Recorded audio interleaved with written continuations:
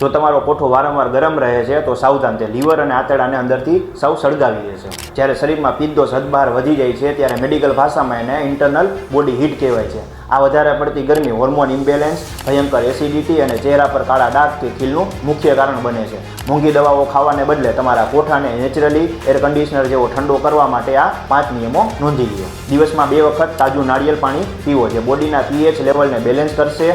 બીજું, રોજ તુલસીનું પાણી પીવો, જે કુદરતી કુલિંગ એજન્ટ છે. ત્રીજું, બપોરે જમ્યા પછી છાશમાં શેકેલું જીરું અને સિંધો મીઠું નાખીને પીવો. ચોથું, રાત્રે પાણીમાં વરિયાળી અને ફુદીનો પલાળી દો અને સવારે એ પાણી ગાળીને ખાલી પેટે પી જાઓ. પાંચમું, ડાયટમાં કાકડી, તરબૂચ, અંજીર અને પાણીમાં પલાળેલા તકમરિયા જેવો ઠંડક આપતો ખોરાક જ સામેલ કરો. માત્ર 3 દિવસમાં આખું શરીર અંદરથી ચોખ્ખું અને શાંત થઈ જશે.